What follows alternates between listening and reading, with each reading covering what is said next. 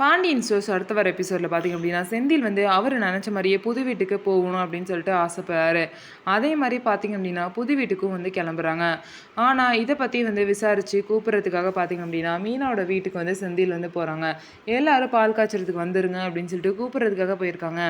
அது மட்டும் இல்லாமல் பார்த்திங்க அப்படின்னா மீனாவோட அப்பா வந்து செந்தில்கிட்ட என்ன சொல்கிறாங்க அப்படின்னா, இந்த மாதிரி வந்து எல்லாரையும் எதிர்த்து நீங்கள் வந்து புது வீட்டுக்கு போகிறீங்க அப்படின்னு சொல்லிட்டு நீங்கள் எதை நினச்சும் பயப்படாதீங்க அப்படின்னு சொல்கிறாங்க. நான் ஒன்றும் எல்லாரையும் வந்து வெறுத்து அப்படிலாம் போகல, அவங்க ஒத்துக்க மாட்றாங்க அவ்வளோதான், மற்றபடி வந்து எனக்கு இஷ்டம் தான் போகிறதுக்கு அப்படின்னு சொல்லிட்டு செந்தில் வந்து சொல்லிட்டு இருக்காரு. இதுக்கப்புறம் பார்த்திங்க அப்படின்னா அங்கே என்னென்ன விஷயம்லாம் நடக்குதோ எல்லாத்தையும் சுகன்யா வந்து பார்த்திங்க அப்படின்னா வந்து குமரவேல் வீட்டில் சொல்கிறாங்க. இந்த விஷயத்த கேட்ட எல்லாருமே ரொம்ப ஷாக் ஆகுறாங்க. கோமதியோட அம்மா பார்த்திங்க அப்படின்னா, என் பொண்ணு வீட்டில் ஏன் இந்த மாதிரிலாம் நடக்குதுன்னு சொல்லிட்டு ரொம்ப ஷாக் ஆகி ரொம்பவே வந்து கவலைப்படுறாங்க.